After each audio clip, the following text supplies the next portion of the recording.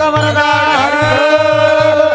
ज्ञानदेव पंढरीनाथ भगवान माऊली ज्ञानेश्वर महाराज आदिशक्ती मुक्ता सद्गुरु गजानन महाराज सद्गुरु जोग महाराज प्रभु रामचंद्र भगवान पवन सुत हनुमान नम पार्वती पदे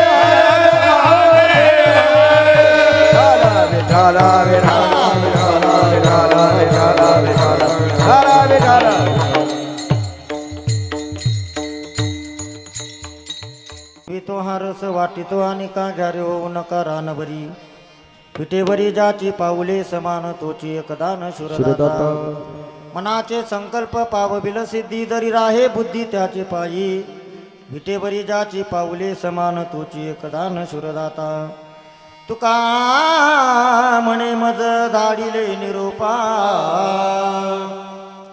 मार्ग हा सोपा सुख रूप विटेवरी जाची पाऊले समान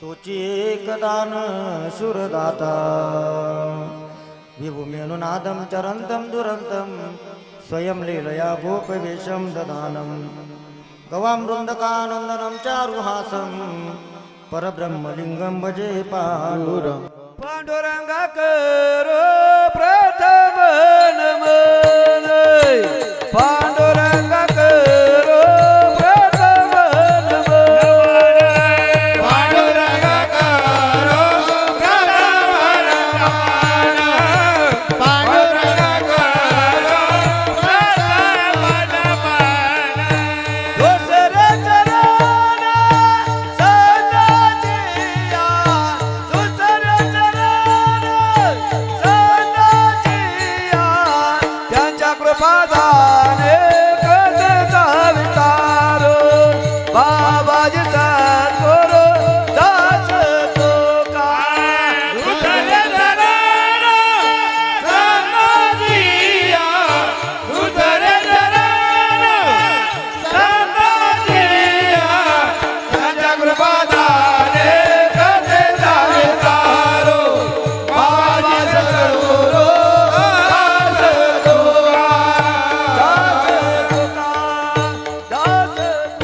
अलंकापुरी रम्य सिंहासनस्थं पदाम्बोज तेजस्फुरदिक् प्रदेशं विदिन्द्रादिदेवै सदा स्तूयमानं समाधिस्थमूर्तिं भजे ज्ञानदेवम् ओम नमो ज्ञानेश्वरा करुणाकरा दयाळा तुमचा अनुग्रह लादलो पावन झालो चराचरी गजाननं ज्ञानमूर्तिं साक्षात प्रेमस्वरूपिणं गौरीशंकरं दयामूर्तिं भास्कर वंदे पुन्हा पुन्हा सरस्वती माते द्यावी मद स्फूर्ती येतो का कुलती तुझ लागी आपुल्या बाळासी दर्यात हाती न करी फजिती जनामध्ये मनोजवं मारुततुल्य वेगं जितेंद्रियं बुद्धिमतां वरिष्ठं वातात्मजं वानरायुत मुख्यं श्रीरामदूतं शरणं प्रपद्ये आदौ रामतपोवनादिगमनं हत्वा मृगकाञ्चनं वैदेही हरणं जटायुमरणं सुग्रीवसम्भाषणं वालीनिर्दरणं समुद्रतरणं लङ्कापुरीदाहनं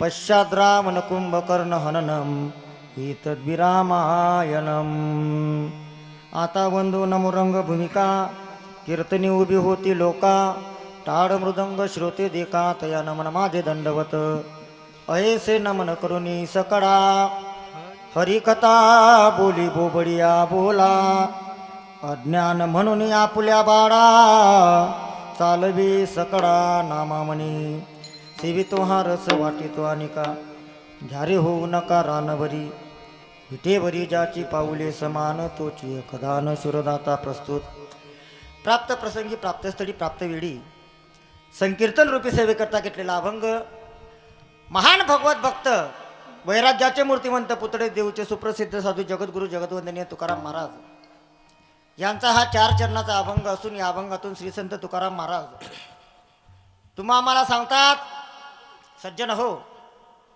मी जो रस सेवन केला तो रस तुम्हाला वाटतो. महाराजांचं म्हणणं नेमकं काय हे अगोदर आपल्याला समजून घ्यायचं आहे. महाराज सांगतात की जो रस मी सेवन केला तो रस तुम्हाला वाटतो, मात्र तो रस घेताना सेवन करताना तुम्ही रानवरी होऊ नका. का हो महाराज, तो रस तुम्ही सेवन केला आणि आम्हाला वाटतंय, मग तो रस तुम्हाला कुणाकडून प्राप्त झाला? तर त्याचं उत्तर महाराजांनी सांगितलं, विटेवरी ज्याची पाऊले समान तोची एकदान शूरदाता. त्या भगवान परमात्म्याकडून तो रस, तो आनंद, ते सुख मला प्राप्त झालं. तो रस, तो आनंद, ते सुख तुम्हाला सुद्धा प्राप्त होईल. तो भगवान परमात्मा तुमच्यावर सुद्धा कृपा करेल. एवढंच काय, तुम्ही मनात जे जे संकल्प कराल ते देखील तो भगवान परमात्मा सिद्धीला नेईल. पण केव्हा? जरी राहे बुद्धी त्याचे पायी. आणि महाराज सांगतात, एवढं सांगण्याकरताच तुका म्हणे मज धाडिले निरोपा मार्ग हा सोपा सुखरूप. असो, कार्यक्रमाला सुरुवात करण्याच्या अगोदर थोडक्यात परिहार सेवा केम निमित्त सर्वांना ज्ञातच. भगवंताच्या असीम कृपेने, संत महात्म्यांच्या आशीर्वादाने, समस्त ग्रामवासियांच्या मानवी सामंजस्याने सर्वजण आपण मानवी जीवन जगतोय. ते मानवी जीवन जगत असताना आपल्या गावातील, आपल्या परिसरातील सण उत्सव, परंपरा, विधी, संस्कार, सोहळे, एकमेकाच्या सुखदुःखात सहभागी होण्याची नैतिकता, त्याच नैतिकतेचं पारमार्थिक क्षेत्रातील पायिकत्व. म्हणजे आजचा दिवस आपल्या गावापुरताच नाही, महाराष्ट्रापुरता नाही, तर पूर्ण भारताकरता हा भाग्याचा दिवस आहे. आज प्रभू रामचंद्र यांचा अवतार. आणि म्हणून बऱ्याच ठिकाणी सकाळी 10 ते 12 कीर्तन झालं राम जन्माचं. आणि म्हणून त्याही निमित्ताने 2 तास या ठिकाणी चिंतन घडावं, या उद्देशाने आपल्या गावातील सर्वच तरुण श्रीराम भजनी मंडळ, जय श्रीराम मित्र मंडळ, दत्त मंदिर चौक मुक्टी, या सर्व तरुणांनी हा 1 दिवसीय कीर्तन महोत्सव या ठिकाणी घडवून आणला. तसेच आज ज्यांच्याकडे फराळ होतं ते आपल्या येथील कैलासवासी लोटन दामू महाजन यांच्या स्मरणार्थ त्यांचे असणारे चिरंजीव आमच्या गणपत दादा यांच्याकडून बऱ्याच मंडळींना त्या ठिकाणी फराळाचा कार्यक्रम होता. 1 दिवसीय कीर्तन महोत्सव, प्रभू रामचंद्रजींचा उत्सव आपल्या गावातच नाही, जिल्ह्यात नाही, महाराष्ट्रात नाही, पूर्ण भारतामध्ये जिकडे तिकडे मोठ्या उत्साहपूर्ण वातावरणामध्ये हा उत्सव गावोगावी साजरा होत आहे. हो, राजे आतापर्यंत अनेक झाले, राजे आतापर्यंत अनेक झाले, पण प्रभू रामासारखा राजा न भूतो न भविष्यती. हो पाणी घेऊन घे, शांत बस. रामासारखा राजा न भूतो न भविष्यती. अरे रामासारखा राजा नाही, रामासारखा मित्र नाही, रामासारखा बंधू नाही, रामासारखा पिता नाही, रामासारखा पुत्र नाही, रामासारखा पती नाही. हो, रावणाने म्हणावं की रामासारखा शत्रू नाही. राजा अनेक झाले, राजा भी होगा महाराजा भी होगा, राजा भी होगा महाराजा भी होगा, कोई राजा नहीं होगा मेरे राम जैसा. त्यागी भी होगा महात्यागी भी होगा, त्यागी भी होगा महात्यागी भी होगा, कोई त्यागी नहीं होगा मेरे राम जैसा. आदर्श राजा म्हणजे प्रभू रामचंद्र. हो, रामाच्या जीवनात केवढा मोठा आदर्श, काय सांगावं तुम्हाला. जे पाऊल राजगादीवर पडणार होतं ते पाऊल वनवासाच्या दिशेने निघालं. कोणामुळे? प्रभू रामचंद्रजींना 14 वर्षाचा वनवास घडला. कोणामुळे? कैकेयीमुळे. जे पाऊल उद्या उठून राजगादीवर पडणार होतं ते पाऊल वनवासाच्या दिशेने निघावं लागलं. कोणामुळे? कैकेयीमुळे. ऐका, प्रभू रामचंद्रजींना वनवास घडला कैकेयीमुळे. पण ज्या वेळेस 14 वर्षाचा वनवास संपला, प्रभू रामचंद्रजी अयोध्येत आले. अयोध्येत आल्याबरोबर सर्वात अगोदर पाय कोणाला पडले? याला म्हणावं आदर्श. अरे जिच्यामुळे 14 वर्षाचा वनवास घडला वनवास संपल्याबरोबर अयोध्येत आल्याबरोबर सर्वात अगोदर प्रभू रामचंद्रजी कैकेयी मातेचं दर्शन घेत आहे. त्यावेळेस कैकेयीच्या डोळ्यात पाणी येत आहे. कैकेयी म्हणते, रामा अरे माझ्या पाया पडू नको. का? अरे मी तर पापिनी आहे. माझ्यामुळे तुला 14 वर्ष वनवासात जावं लागलं. माझ्या पाया कशाला पडतोय? तुझी आई कौशल्य आहे, कौशल्याच्या पाया पड. त्यावेळेस रामप्रभू सांगताय, नाही नाही माझी आई तर तूच आहे. नाही नाही मी तुझी आई नाही, तुझी आई कौशल्य आहे, कौशल्याच्या पाया पड. त्यावेळेस प्रभू रामचंद्र सांगताय, कैकेयी ऐक, अगं कौशल्याने तर फक्त एका रामाला जन्म दिला, कौशल्याने फक्त एका रामाला जन्म दिला, पण कैकेयी तू तर पूर्ण रामायणाला जन्म दिला. कैकेयीमुळे जर रामप्रभू वनवासात गेले नसते तर रामायणासारखा ग्रंथ आपल्या समोर आलाच नसता. एक वाक्य सर्वांना सांगतो, आराम की जरूरत है तो बस एक काम कर. आराम की जरूरत है तो बस एक काम कर. तू राम राम कर, जिंदगी भर आराम कर. राम जन्मोत्सवाच्या निमित्ताने आता हे कीर्तन. आणि म्हणून मध्ये मध्ये आपण प्रभू रामचंद्रजींचा तो विषय येईल त्या विषयाला आपण स्पर्श करणार आहोत. तूर्त तुकोबारायांचा अभंग आहे आणि महाराज या अभंगातून सांगतात की सेवितो हा रस वाटितो अनिका, घ्यारे होऊ नका रानभरी. महाराज सांगतात की तो रस मी सेवन करतो नंतर वाटतो. लक्षात घ्या, सेवन करणं हा झाला महाराजांचा स्वार्थ आणि वाटितो हा झाला परार्थ. जगात 3 वर्ग आहे. पहिला स्वार्थी वर्ग आहे, दुसरा परार्थी वर्ग आहे आणि तिसरा स्वार्थी परार्थी आहे. जसे व्यवहारात 3 वर्ग आहे तसे परमार्थात सुद्धा 3 वर्ग आहे. परमार्थात सुद्धा स्वार्थी लोक आहेत, परमार्थात सुद्धा परार्थी लोक आहेत आणि परमार्थात सुद्धा स्वार्थी परार्थी आहेत. प्रकाराचे 3 तुका म्हणे.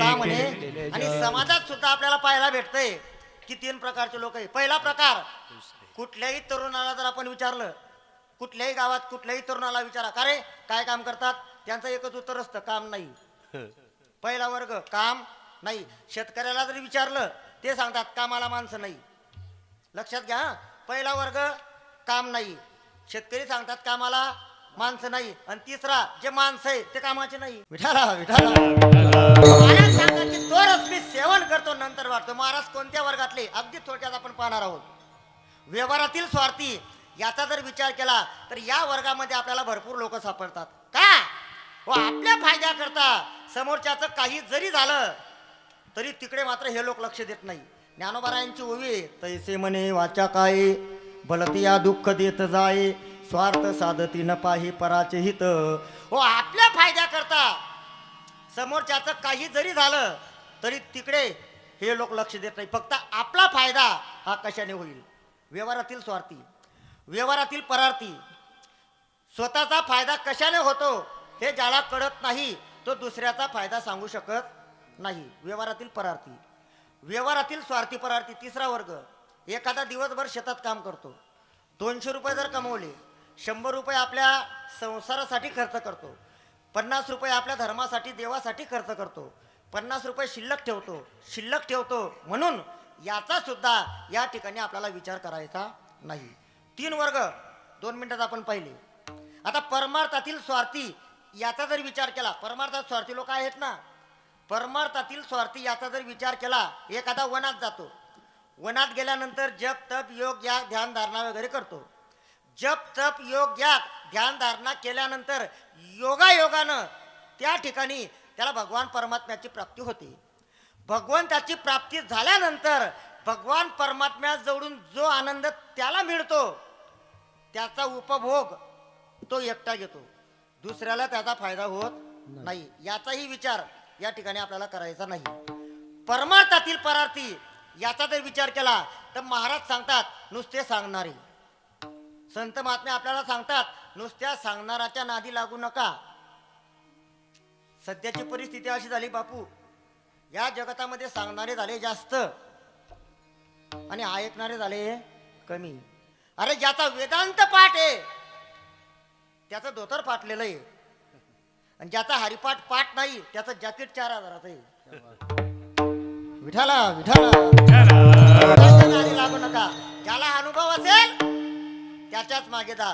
संत महात्माने ठिकठिकाणी आपल्याला उपदेश केला आहे. हीच माझी विनवणी जोडून या कर दोन्ही शरण एका जनार्दनी तुम्ही वासुदेव मना अनुदिनी विनवितो सकळ जना कर जोडून थोराला हा ना दान ही तुकेची द्या मदतीना म्हणे तुकया बंधू राम म्हणागा सांगतो तुम्हासी बजारे विठ्ठला, नाही तरी गेला जन्मवाया. संत महात्मे आपल्याला सांगताय की त्या देवाचं नामचिंतन करा. समाज मात्र ऐकत नाही. समाज ऐकत नाही. तुकोबरायांना आपली दया आली आणि म्हणून तुकोबराय आपल्याला विनंती करतात आणि आपल्या पाया पडताय. लागोनिया पाया विनवे तो माला लागोनिया पाया विनवे तो तुम्हाला करताळी बोल मुंगीरा. ऐकत नाही समाज. तुकोबराय विनंती करतात आणि पाया पडताय. लागोनिया पाया विनवितो तुम्हाला करे टाळी बोला मुखी नाम. अरे पाया पडले, विनंती केली तरी समाज ऐकत नाही. शेवटी काही काही ठिकाणी संत महात्मे आपल्याला बापाची उपमा देत आहे. बापाची संत महात्मे नामदेव महाराज काकड्याच्या अभंगात एके ठिकाणी आपल्याला बाप म्हणतात. संत चरणी भावधरा क्षणोक्षणा नामस्मरा मुक्ती सायुज्यता वरा हेची करा बापानो. तुकोबराय सुद्धा एका अभंगात आपल्याला बाप म्हणतात. बहुता जन्मा अंती जन्मलासी नरा देव तू सोयरा करी आता करी आता बापा. बापा. तुकोबराय बाप म्हणतात. नाथ बाबा एके ठिकाणी आपल्याला बाप म्हणतात. करा रे बापानो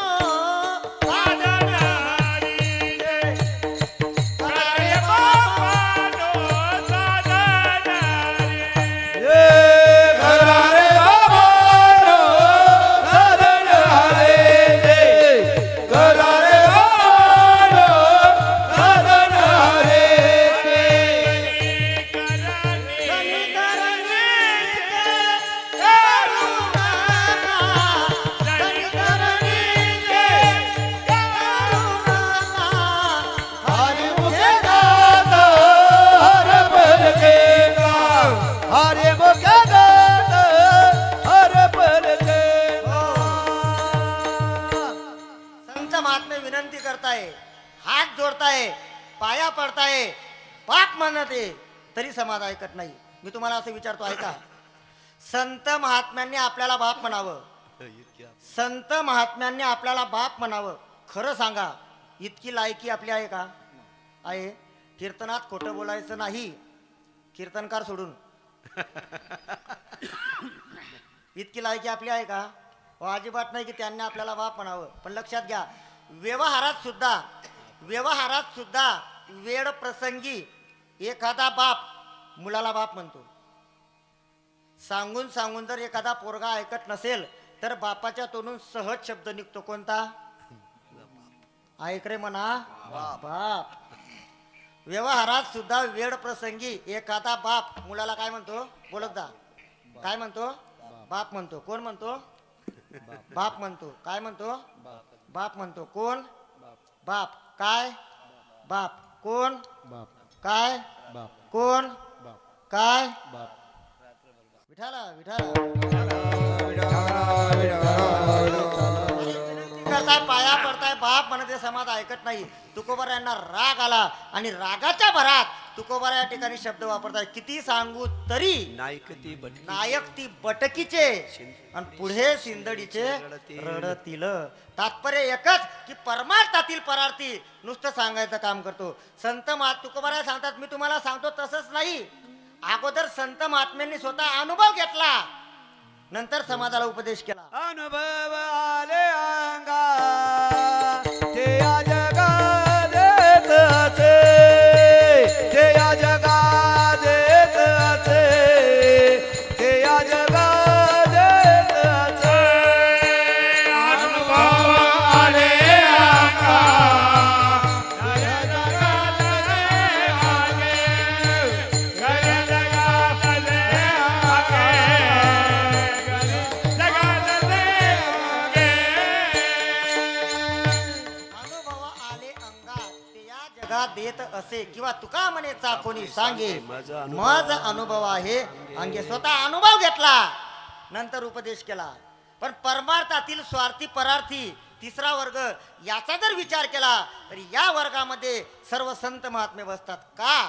संत एकांतात बसून गप्पा मारत बसले नाही. देव असा का देव तसा. तुकोबाराय सांगतात मी देवाकडे गेलो. देवाकडे गेल्यानंतर त्या देवाचं सौंदर्य मी पाहिलं. काय देवाचं सौंदर्य. राजस सकुमार मदनाचा पुतळा रवी शशिकडा लोपलिया कस्तुरी मळवट चंदनाची उटी.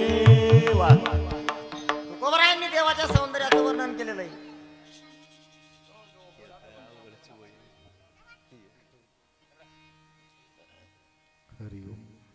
ज्ञानोबराय सुद्धा देवाच्या सौंदर्याचं वर्णन करतात. पांडुरंग कांती दिव्य तेज झळकती रत्न किरपाकती प्रभा. किंवा आद्यगुरु शंकराचार्य वयाच्या 16व्या वर्षी ज्या वेळेस जगताचं भ्रमण करताय आणि जगताचं भ्रमण करत असताना शंकराचार्य पंढरपूरला येतात. भगवान परमात्म्याचं दर्शन घेतात. आद्य गुरु शंकराचार्यांनी सुद्धा देवाच्या सौंदर्याचं वर्णन केलेलं आहे. महायोग पीठे वरपुंडलिकाय दातो मुनींद्रे समाकष्ट तिष्ठं प्रमानंद कंदं परब्रह्मलिंगं भजे पांडुरंग. तडिद्वाससं नीलमेघाववासं रमा मंदिरं सुंदरं चित्प्रकाशं वरं कृष्टिकाया समन्यस्तपादं परब्रह्मलिंगं भजे पांडुरंग. प्रमाणं भवाब्देरिदं मामकाना नितं भक्कराभ्या धृतो येन तस्मात् विधातुर्वसत्ते धृतो नाभिकोश परब्रह्मलिंगं भजे पांडुरंग. स्फुरत्तुबालं कृतं कंठदेशे श्रियाजुष्टकेयूरकं श्रीनिवासं. पूर्ण पांडुरंग अष्टक पाहून घ्या. पांडुरंग अष्टकामध्ये आद्यगुरु शंकराचार्यांनी देवाच्या सौंदर्याचं वर्णन केलेलं आहे. तुकोबाराय सांगतात मी देवाकडे गेलो. हो देवाकडे गेल्यानंतर त्या भगवान परमात्म्या जवळून तो आनंद मी प्राप्त केला आणि मला प्राप्त झाल्यानंतर तोच आनंद तुम्हाला सुद्धा वाटतो. मात्र तो घेताना तुम्ही रानबरी होऊ नका. हे चिंतन अभंगाच्या सेवित हरस वाटित अनेका सेवित हरस वाटित अनेका देवितो हरत वाटितो अनेक देवितो हरत वाटितो अनेक सेवित हरस वाटित अनेका सेवित हरस वाटित अनेका देवितो हरत वाटितो अनेक देवितो हरत वाटितो अनेक नका रणभरे रणभरे रणभरे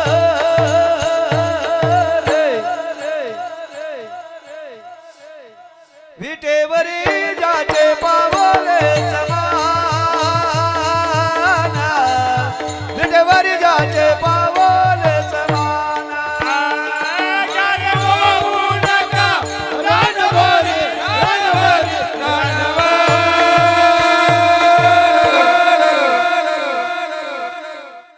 विटेवर जाते पाऊले समान विटेवर जाते पाऊले समान सेवित हरस वाटित अनेका यारे भवन कारण भरे यारे भवन कारण भरे यारे भवन कारण भरे भारत वाटितो अनेका जय भवन कारण भरे जय भवन कारण भरे जय भवन कारण भरे.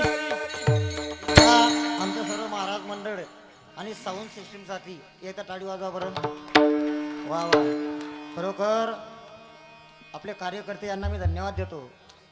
परमार्थ करायचा ना तर मग स्टँडर्ड एक दिवसीय कार्यक्रम, पण असं वाटत नाही की एक दिवसीय कार्यक्रम आहे, असं वाटत सप्ताहाचा 4था 5वा दिवस आहे. वा खरोखर परमार्थ नाही तर लोक परमार्थात कुत्रा काही काही गावात विना असतो, त्याला एकच तार असतो.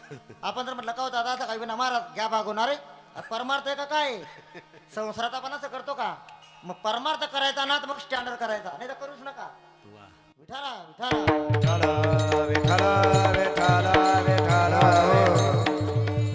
मुक्ती गावचा परमार्थ हा पहिल्यापासून मी शांत बस रे. मुक्ती गावातला परमार्थ आम्हाला चांगला अनुभव आहे, पहिल्यापासून स्टँडर्ड आहे. मी जरी तुम्हाला नवीन असला पण मुक्ती गावातले बहुतेक लोक मला नवीन नाही, 15 वर्षापासून माझा संबंध आहे. विठाला विठाला महाराज सांगतात सेवितो हा रस. लक्षपूर्वक आहे का? हा रस, रसाचं नाव सांगितलेलं नाही. हा रस म्हणजे नेमका कोणता रस? सर्वांना मिळतो का? सर्व घेण्याचे अधिकारी आहेत का? सर्वांना जर मिळतो, सर्व का घेत नाहीत? 3-4 शंका आहेत. शंकेचं निरसन आपण भावार्थानंतर करू. पुढे महाराजाचं वर्णन करतात. घ्या रे होऊ नका रानभरी. रानभरी तुकोबारा या ठिकाणी शब्द वापरताय. रानभरी म्हणजे नेमकं काय? तर रानभरी शब्दाचा अर्थ ज्ञानोबा यांनी ज्ञानेश्वरीमध्ये वर्णन केलेलं आहे. जेत मनाच्या रती ओढगे, श्रोणाच्या द्वारी निघे, शब्दाच्या रिघे राना माझी. शब्द, स्पर्श, रूप, रस आणि गंध, पंचविषय सांगितले. शब्दाच्या रिघे राना माझी, घ्यारे होऊ नका रानभरी. याचा अर्थ असा की महाराज सांगतात विषयाच्या नादी लागू नका. का हो महाराज, तुम्ही आम्हाला सांगतात विषयाच्या नादी लागू नका, तर मग विषयाच्या नादी लागल्यामुळे एखाद्याचा घात झालाय का? उदाहरण सांगा. तुकोबाराय सांगतात अरे एखादा सोड, मोठ्या मोठ्यांचा घात या विषयामुळे झालाय. इंद्रा पडली, मोठ्या मोठ्यांचा घात या विषयामुळे झालाय. इंद्राला भगा पडली विषयामुळे. चंद्राला कलंकित व्हावं लागलं विषयामुळे. नारदजी देवाचं नामचिंतन विसरले विषयामुळे. किंवा पौराणिक उदाहरण, विषयाचे सुख गोड वाटे मना, पहा त्या रावणा काय झाले. पौराणिक उदाहरण सांगितलं रावणाचं. रावण सामान्य होता का? रावण सामान्य नव्हता. 33 कोटी देव त्याच्या ताब्यात होते. नवग्रहाच्या पायऱ्या त्याच्या घराला होत्या. त्याचं ऐश्वर शुद्ध कांचनाची सप्तकोटी, 7 कोटी घरं रावणाची कशाची होती? सोन्याची. किती कोटी? 7 कोटी. कशाची? सोन्याची. सोनं काय किलो आहे? महिला मंडळ तुमचा धुळे जिल्हा आहे, पण मला माहिती आहे आशिया खंडामध्ये 52 देश आहे आणि 52 देशात सर्वात मोठी सोन्याची बाजारपेठ आमच्या जळगावला आहे. आमच्या जळगावला बापू 1,80,00,000 रुपये किलो चालू आहे. किती? 1,80,00,000. मला भाव माहित नव्हते, मी कालच आणला अर्धा किलो. ऐश्वर्य संपन्न राजा रावण. रावणाचा परिवार कमी होता का? रावणाला किती बायका होत्या? 80,000. किती भाग्यवान असेल तो? एकट्याला 80,000. नाही तर आपलं एकच नारी, ती पण भारी. नुसती भारी नाही, लय भारी. अरे 80,000 बायका होत्या, 1,00,000 पोरं होते, 1,25,00,000 नातू होते. एका गावात सांगितलं मी, कीर्तन वगैरे आटोपलं, 2-3 मुलं माझ्याकडे आले. म्हणे महाराज रावणाला किती बायका होत्या? म्हटलं 80,000. म्हणे एकट्याला? म्हणलं एकट्याला? म्हणे खरंच? म्हणलं खरंच. संत महात्म्यांनी वर्णन केलेलं आहे 80,000 बायका म्हणे एकट्याला होत्या. म्हणे का हो? एकट्याला जर 80,000 होत्या मग तो त्यांचा परिचय कसा ठेवायचा? म्हटलं त्याला जाऊन विचार. ज्याने केल्या त्याने टेन्शन घेतलं नाही. विठाला विठाला एवढा मोठा ऐश्वर्य संपन्न राजा रावण. अरे 80,000 बायका होत्या, पण ऐका 80,000 बायका असून सुद्धा रावणाने सीतामाईला चोरून आणलं. बरं रावणाने जे सीतामाईला चोरून आणलं त्याच्या मर्जीने का हो? त्याच्या मर्जीने का? नाही. शास्त्रामध्ये जीवाच्या उद्धाराचे 3 प्रमुख कारण सांगितले. एक, देवाने सांगितलेल्या मार्गाने चाला, जीवाचा उद्धार आहे. साधूने सांगितलेल्या मार्गाने चाला, जीवाचा उद्धार आहे. आणि ग्रंथाने सांगितलेल्या मार्गाने चाला तरी जीवाचा उद्धार आहे. एक दिवस नारदजी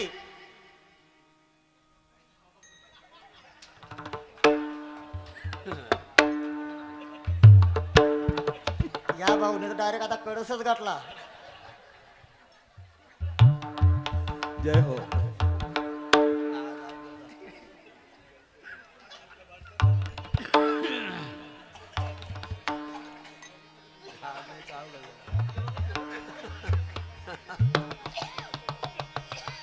विठाला विठाला विठाला. नारदजी लंकेमध्ये रावणाला भेटण्याकरता येतात आणि भेटण्याकरता आल्यानंतर रावण नारदांना उद्धाराचा मार्ग विचारतो. मुनीवर सांगा काय मी उद्धार पावेन, काही तो कृपा करेल नारायण. ऐसे तुम्ही सांगा संत जन, करा समाधान चित्त माझे. माझा उद्धार कशाने होईल? नारदजी सांगताय रावणा, उद्धार व्हावा असं जर वाटत असेल तर देवाला शरण जा. तू जर देवाला शरण गेला तुझा उद्धार होईल. कारण देवाचं ब्रीद आहे, अनन्यास चिंतयन्तो माम ये जना पर्युपासते तेषां नित्याभियुक्तानां योगक्षेमं वहाम्यहम्. जो मज होय अनन्य शरण त्याचे निवारी मी जन्म मरण. या लागे शरणागता शरण निचियकू. त्याला शरण जा. मनवोनी शरण जावे, मनवोनी शरण जावे, मनवोनी शरण जावे, मनवोनी शरण जावे. सर्व भावे देवासी, सर्व भावे देवासी, वाहुतरील पार, जय हो. वाहुतरील पार. सर्व भावे सर्व भावे देवासी, वाहुतरील पार. तो आवतरेला नारदजी रावणाला सांगताय उद्धार व्हावा असं जर वाटत असेल तर रामाला शरण जा. आणि आपल्याला वाटत असेल आपला उद्धार व्हावा तर मनवुनी शरण जावे, सर्व भावे देवासी. रावण सांगतोय नाही नाही मी रामाला शरण जाणार नाही, पण माझा उद्धार झाला पाहिजे. त्यावेळेस नारदजी सांगताय मग एक काम कर, शरण जाऊ नको, मग रामाशी वैर कर. हा मग तेवढं जमेल. मग आता रामाशी वैर करायचं. रावणाने काय केलं, रामाची जी सीता होती सीता चोरून आणली. आणि सीता चोरून आणल्यानंतर सीता माईला अशोक वाटिकेमध्ये ठेवलं. ज्या दिवशी सीता माई अशोक वाटिकेत आली त्या दिवसापासून लंकेमध्ये दररोज काही ना काही विघ्न येऊ लागले. मंदोदरी रावणाची पत्नी आणि महान पतिव्रता आहे. शास्त्रामध्ये ज्या 5 पतिव्रता सांगितल्या त्यामध्ये मंदोदरीचं नाव आहे. अहिल्या, द्रौपदी, तारा, सीता, मंदोदरीस्तथा पंचकन्या स्मरे नित्यम महापातक नाशनम. महान पतिव्रता आहे. मंदोदरी झोपली आणि झोपल्यानंतर तिला स्वप्न पडलं. तिला काय स्वप्न पडलं तर नाथबाबांनी भागवतामध्ये वर्णन केलेलं आहे. मंदोदरी बोले रावणा प्रती, पडिले मध्यरात्री, स्वप्न पडिले मध्यरात्री, गेलो वानर मिळाले किती, आणि वानर मिळाले गेले. शिरासागरे तारियले, शिरसागरे तारियले. मंदोदरी बोले रावणा प्रती, मंदोदरी बोले रावणा प्रती. मंदोदरी बोले रावणाप्रती, मंदोदरी बोले रावणाप्रती. काय स्वप्न पडलं? नाथ बाबा वर्णन करतात. मंदोदरी बोले रावणा प्रती, स्वप्न पडिले मध्यरात्री, नेनो वानर मिळाले किती, शिळा सागरे तारी येली. स्वामी तुमच्या पाया पडते, पण आताच्या आता सीता माईला रामाकडे पोचवा. त्यावेळेस आपल्या मनातील गोष्ट रावण मंदोदरीला आता सांगतोय, का ग तू मला सांगावं, नंतर मी सीतेला रामाकडे पोचवावं. मला कळत नाही का? मी मूर्ख आहे का? मी बावडट आहे का? असं कोण म्हणतंय? ज्याच्या ताब्यात 33 कोटी देव आहे तो रावण 7 कोटी घरं सोन्याची. तो रावण मंदोदरीला काय म्हणतोय, मला कळत नाही का, मी मूर्ख आहे का. अलीकडे स्त्रिया आपल्या पतीला मूर्ख समजतात, तो त्यांचा मोठेपणा आहे. काही काही बाया सहज म्हणून जातात, तो सहज बोलतात. काही काही बाया सप्ताह करता जर आपण मुक्कामी राहिलो, एखादी ताई येते, महाराज दुपारच्या वेळेला या चहा घेण्याकरता. 5-7 महाराज मंडळी चहा घेण्याकरता जातात. मग ती ताई चालू करते, महाराज तुमच्या आशीर्वादाने सर्व व्यवस्थित आहे. 2 मुलं आहे, दोघं नोकरीला आहे, एक धुळ्याला आहे, एक पुण्याला आहे. 2 मुली आहे, मुलींचे लग्न झाले, जावयांना नोकरी आहे. धुळ्यामध्ये 50 लाखाचा फ्लॅट आहे, 30 एकर पाण्याची जमीन आहे, 20 लाखाची गाडी आहे. सर्व चांगलं आहे महाराज, पण काय करू, या माणसाला डोकंच नाही. म्हणजे कोणाला, ज्याने एवढं केलं त्याला सगळं चांगलं आहे, पण या माणसाला. आणि ज्या बाया असं म्हणतात या माणसाला डोकं नाही, त्यांच्या म्हणण्याला माझं इथून अनुमोदन आहे. त्या ज्या म्हणतात ते खरं आहे की या माणसाला डोकं नाही. या माणसाला थोडं जरी डोकं राहिलं असतं, तुझ्याशी लग्न करून एवढा बावळटपणा त्याने केला नसता. डोकं नव्हतं. विठाला विठाला रावण सांगतोय, आई मी सीतेला कातरून आणलं, तू सांगते ना सीतेला पोहोचव, मी आता घेऊन जाईल. पण ऐक, पंचवटी सन्मुख जाता मीच पावी जे सायुज्यता, सकळ पुढ उद्धारार्था सीता चोरून आणली. ऐक, अगं मी जर सीतेला पोहोचवलं तर माझा एकट्याचा उद्धार होईल, आणि इथं येऊन जर मला रामाने मारलं तर पूर्ण कुळाचा उद्धार झाल्याशिवाय राहणार नाही. परिणाम पुढे महाराज प्रभू रामचंद्र लंकेमध्ये येण्याची तयारी करतात, आणि म्हणून जो तो वानर एक एक दगड घेतो आणि समुद्रामध्ये टाकतो. एका दगडावर रा आणि दुसऱ्या दगडावर म.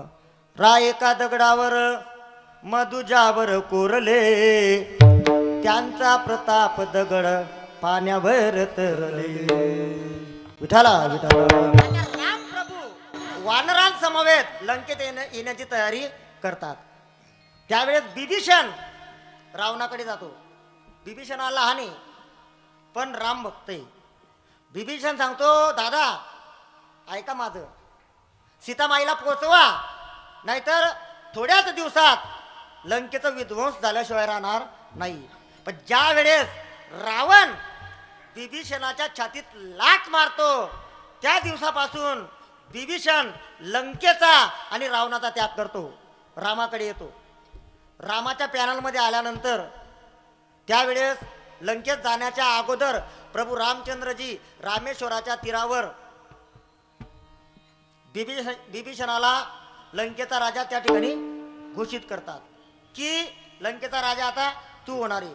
पण हनुमंत त्या ठिकाणी, हनुमंत म्हणजे बुद्धिमताम वरिष्ठम.